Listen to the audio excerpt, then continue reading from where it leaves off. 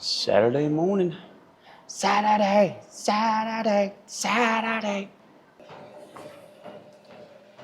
If there's one piece of advice I can give you that you absolutely should not skip, doesn't matter what kind of workout you're doing, doesn't matter what you're lifting, is always warm up, which is something I neglected to do for many, many, many years, and I finally wised up. So every time I'm about to lift, I always warm up with just 10 minutes, just incline walking on the treadmill, nothing crazy. So all you got to do, I just ramp it up with the incline as it, halfway, and then after 5 minutes, ramp it back down. So you're just doing kind of like this. Good visual representation there, but it just gets the blood flowing. It just gets you, gets your body moving.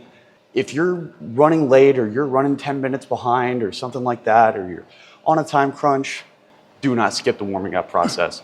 Especially as you get older, it just becomes a lot easier to pull something or, screw something up, like tweak something. One of the biggest mistakes I used to do, and I could get away with it because I was in my early to mid 20s, where I would just show up and I would just go straight to the bench and I would just start working out with literally no warm up whatsoever. So yeah, don't do that.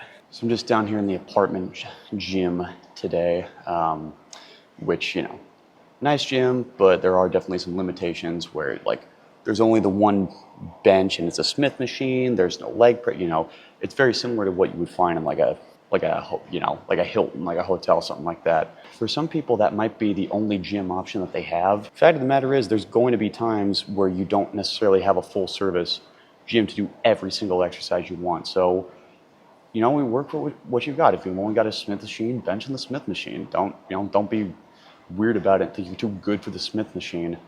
If you don't have a leg press, just do dumbbell squats, something like that. So there's a lot of different ways that you can adapt what you need to do based on the surroundings that you have. So moving up, 35. Time to blast some arms with the arm blaster.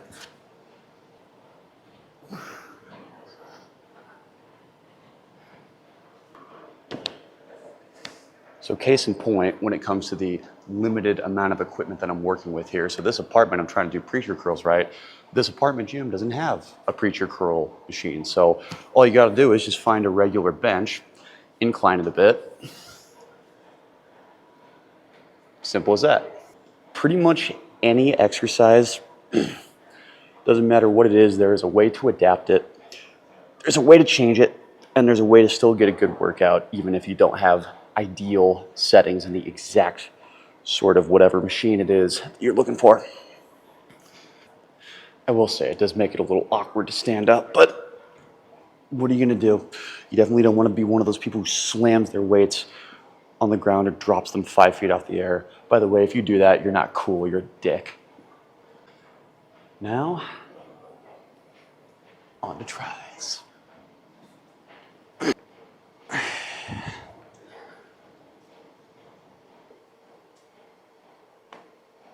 It's about 7 a.m. now, Saturday morning. I woke up at 5 this morning.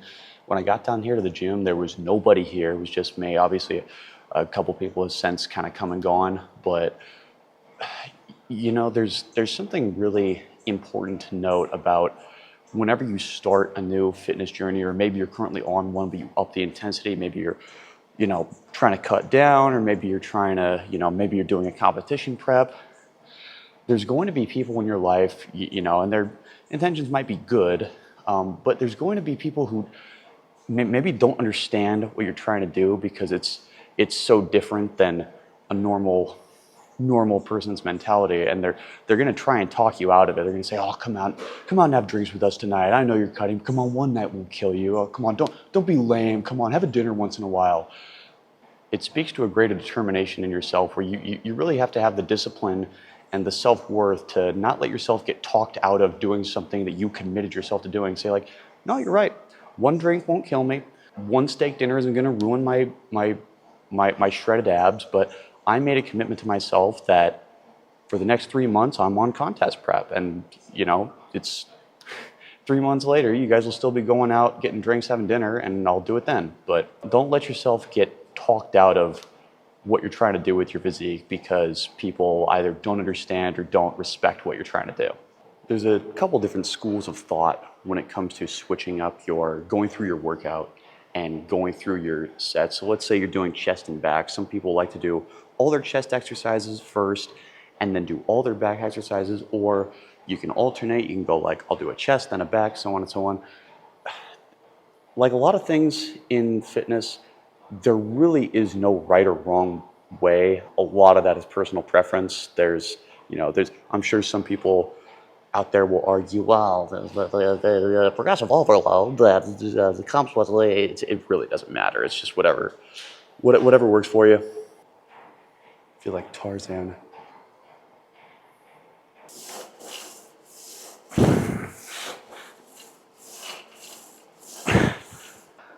A little bit of close grip bench action, which yes is kind of a chest exercise. I know I said doing shoulders and arms, but it's very much focused on your triceps as well. It hits that part harder than if you were just doing regular grip bench. So you got to switch it up.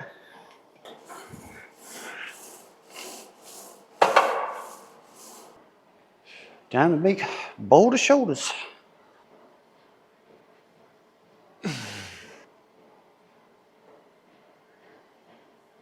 Quickly touch on what I was talking about with the limited equipment and how there's ways around it. I've literally done everything so far with dumbbells. I mean, well, okay, that's not true. I did the one thing with the Smith machine, but 99% of this, just dumbbells. So if you got a dumbbell rack, you can do a lot more than you think you can.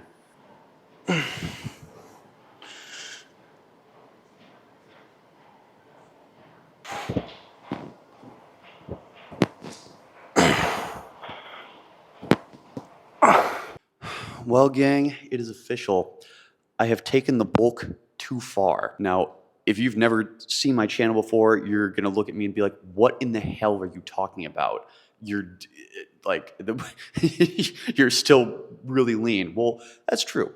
I am still really lean, comparative to the average human, but I have loftier goals than that. So if you saw me earlier this year, kind of around the summer when I was at my leanest, I was about 155 or so, and I'm about 170 right now, so I've lost a little bit more definition in my stomach than I would have liked.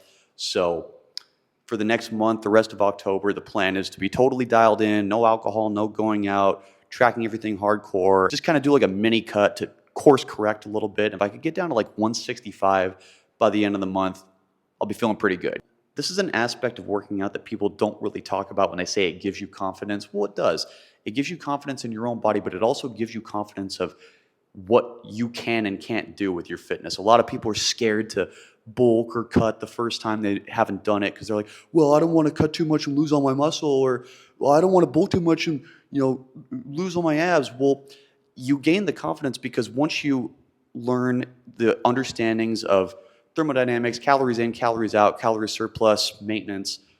For me, example, I'm looking at myself right now and saying, okay, I think I've taken this bulk a little bit too far. I'm bulking faster than I want. I'm gaining more body fat than I want. Okay, I'll correct that for the next, no big deal. I know exactly what to do to get back to the same level of leanness that I want to be. I consider myself in complete, full control of my physique and what I want to or don't want to do with it. So that's an aspect of confidence that comes from working out that people don't really focus on. It's more like, oh, I'm confident because I'm strutting around and I'm all jacked and everything. Yeah, that's true, but this is another one that people don't really talk about. And I know I'm probably gonna, hear a little bit. By the way, I've been like flexing my abs the whole time. This is just me standing unflexed. So yeah, which again, there's a couple things that I should point out. I usually, whenever you see me taking videos and doing all my shirtless Instagram stuff, it's first thing in the morning. I'm on an empty stomach. I'm fasted because I want to be at my leanest. The abs don't poke out after I've thrown down a 1,400 calorie breakfast like they do when you're on an empty stomach and you got to pump. So just a couple things to remember and a couple things to keep in mind anytime you see your favorite fitness influencer and know that they've got a pump, they're in good lighting. You got to understand that stuff. There's a lot of people who are going to see this and be like, wait a second, this guy's such a hypocrite. A week ago, he was saying they have to power through a bulk. Well, that's true. But I'm not truly stopping. I'm basically just realizing that, okay, I overdid it. Let me reel it back a little bit. And then once I'm back to the level of leanness that I would like to be, which again, I'm only talking about like a 5-pound difference here. It's not an insane amount. Just cutting back just a little bit. And then once I'm there, I'll go right back in a calorie surplus, albeit less extreme calorie surplus, probably more like 3,000 calories a day as opposed to 3,500. I may have overestimated my own metabolism here. All right, so the workout has concluded, and it is time for a good old Saturday morning Costco grocery run. I'm gonna set myself up for the next couple weeks just so I don't have to be running back and forth and I just have a bunch of stuff, so I'm just kind of set. All right, giant Costco run is complete. I'm basically set for the next month, possibly even more than that. Some of this stuff will last me quite a while, so let's go down the list, see what we got here. So first off, we got our big old 10-pound bag of frozen chicken breasts, just a good staple to have in your freezer that you can just break out if you're ever in a pinch. You know, there's a reason that chicken breast is such a widely used staple among so many bodybuilders and fitness professionals, which is that it's just really versatile. It's a really good source of complete protein. It's pretty low in fat. So there's just a lot of different things you can do with it. So get the big bag, toss it in the freezer, and then you're basically always set if you're just kind of in a pinch and thinking, oh, I don't know what I can make. Oh, I got some chicken breast. I'll just figure something out. Next up on the frozen list, got our frozen vegetables, just a random frozen vegetable medley. One of the go-to things that I like to do with vegetables is just a little bit of olive oil, toss them in the air fryer or the oven, let them crisp up, boom. That's all you gotta do. A giant 10-pound bag of yellow potatoes. Again, definitely a great staple carb to have in your diet. Again, they're just super versatile. One of my go-tos is, again, just chop them up, sprinkle a little seasoning, some olive oil, something like that. Either chop them up into chunks or just turn them into, cut them into fries. If you have an actual mandolin or a fry slicer, it makes it all the easier. But yeah, just toss them in the air fryer. Again, you got French fries, you got roast potatoes. Super, super easy. It goes with virtually everything. Big thing of pasta here, organic, because that matters. You know, one real quick thing about the whole organic, healthy food is that if you look at a lot of the recipes I use where I'll use baked Flamin' Hot Cheetos or Oreos frozen yogurt, and they'll say, oh, those aren't healthy ingredients. You need to eat healthier. You know what? Let me put it this way. If you're one of my fitness coaching clients and you have a specific macronutrient calorie goal, I would rather you be eating processed, unhealthy things and hitting your daily macronutrient goal 100% of the time than if you were just eating all grass-fed, free-range, vegan, yada yada, and you weren't even close. Obviously, in a perfect world, you should be eating whole nutritious foods and hitting your macronutrient goals, but if you have to pick one, I would rather you be hitting your macros. Got some pasta sauce for the pasta. Big old bag of chicken thighs. These are, again, chicken is a great complete source of protein. Any animal product is going to be a complete source of protein. And if you don't know what complete source of protein means, it means that it's a protein source that contains all the essential amino acids, the ones that our body can't produce naturally, so we have to get it from food. Pretty much any animal product is going to be a complete source of proteins. You really can't go wrong. Chicken thighs, I kind of almost like better than chicken breast. They're just a little more flavorful and a little richer. These are great to just chop up, do a little stir fry, dunk them in some egg and breadcrumbs, put them in the air fryer. A lot of different things you can do. Carne asada, you know, got to have a little flavor on your steak for the steak and eggs. A couple giant bags of flour, a couple jugs of plain non-fat Greek yogurt.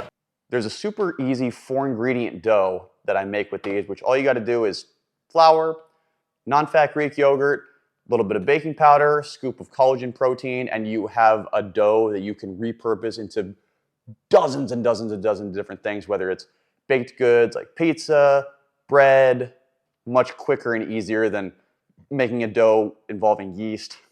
And finally, we've got our giant case of sparkling water here. I like to do intermittent fasting, so this is nice when I get done with the gym and I don't want to break the fast just yet, so I'll throw down a few of these, and it's just a really good appetite suppressant, if you will.